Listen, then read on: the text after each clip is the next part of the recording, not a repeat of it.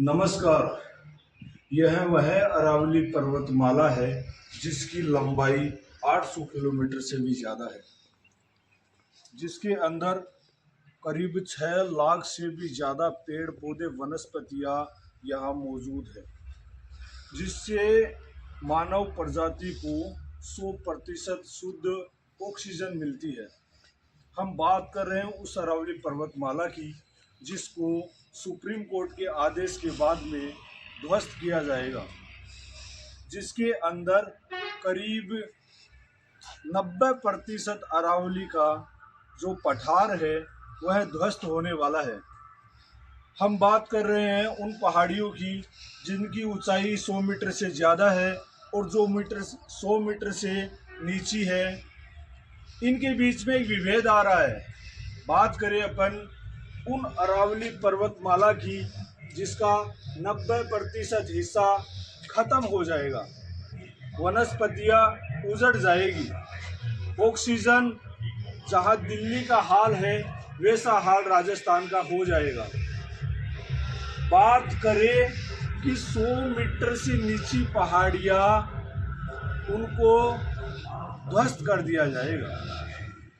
अब अपन इनमें एक संक्षेप तुलनात्मक अध्ययन करें तो सीधी सीधी बात यह है 100 मीटर से ऊंची पहाड़ियाँ ही बचेगी।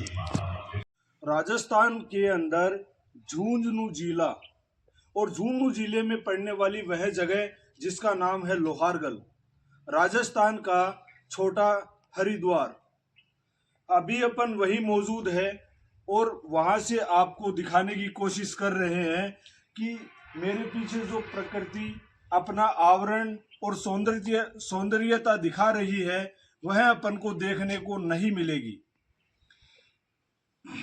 असल मुद्दे पर आते हैं तो तमिलनाडु के एक जमींदार जिनका नाम है TN गोदावर्मन, उनकी याचिका सुप्रीम कोर्ट में पेश होती है और सुप्रीम कोर्ट उसको मंजूरी दे देता है।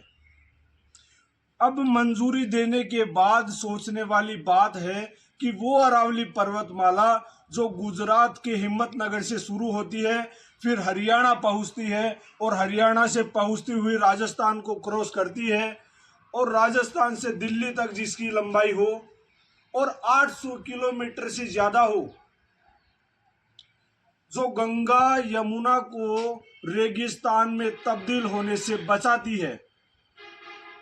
यह सोचने वाली बात है कि राजस्थान में इस अरावली पर्वतमाला का करीब 80% हिस्सा है। क्या इसके पीछे कोई राजनीतिक षड्यंत्र है? सोचने वाली बात है अपन को कि इसके पीछे अगर राजनीतिक षड्यंत्र है तो वो प्रकृति के साथ खिलवाड़ ही क्यों? जहां बात करें उन सत्ता के मद में बैठे सत्ताधीशों के लिए, तो उन्होंने सिर्फ राजस्थान और राजस्थान के अंदर 80% हिस्सा अरावली का उनके पक्ष में बोलने की उनकी हिम्मत नहीं है। यह मेरा गुस्सा नहीं है, राजस्थान की जनता का गुस्सा है।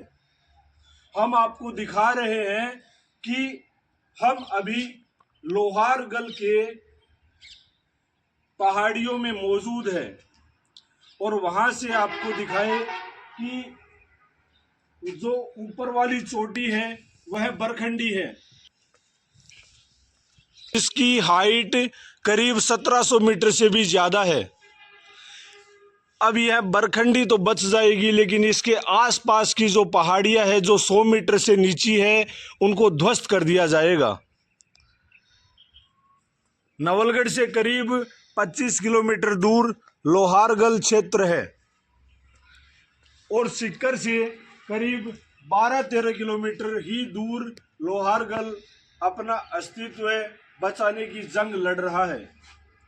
TN गोदावर्मन की याचिका के बाद सुप्रीम कोर्ट ने जो फैसला अरावली पर्वतमाला के संदर्भ में सुना दिया है, यह सिलसिलेवार हत्या या साजिश, आप चाहे कुछ भी मानो। लोहारगल के अंदर जो साधु संत है उनका भी यहाँ तपस्या में लीन रहना, पहाड़ियों से बातें करना, पहाड़ियों की प्रकृति को संजो के रखना, उनका भी अहम रोल है। करीब अरावली पर्वतमाला में लाखों लाखों मंदिर है। और लोहारगल की बात करें, लोहारगल शाकंभरी क्षेत्र में बात करें तो यहाँ प्रमुख मंदिर है। बात करें टपकेश्वर महादेव की, इमली वाले बाग की, अंधेरे नाले की, नीमड़ी की घाटी की, और जो 24 कोशीय परिक्रमा है जो मालकेत बाबा के नाम से दी जाती है, वो भी खत्म हो जाएगी। मालकेत बाबा जिन्होंने लोहारगल में तपस्या की, उनके गुरु भाई बरखंडी बाबा, जिनके अंदर स्थान को लेकर एक पुरानी कहावत है, पुरानी कहानी है, मैं आपको साझा करता हूँ। उनके बीच में स्थान को लेकर, चयन को लेकर छोटी सी वार्तालाप हुई उनके बीच में। तो यहाँ के पुराने लोगों के अनुसार अपन बात करें तो उन्होंने अपना चिमटा उस पहाड़ी पर फेंका और बाबा का नाम बरखंडी बाबा। अब आप जान गए होंगे मैं उस पहाड़ी की बात कर रहा हूँ जो सीधा बरखंडी की ओर इशारा करती है। बात करें मालकेत बाबा की तो मालकेत बाबा के नाम से 24 कोशीय परिक्रमा लगती है।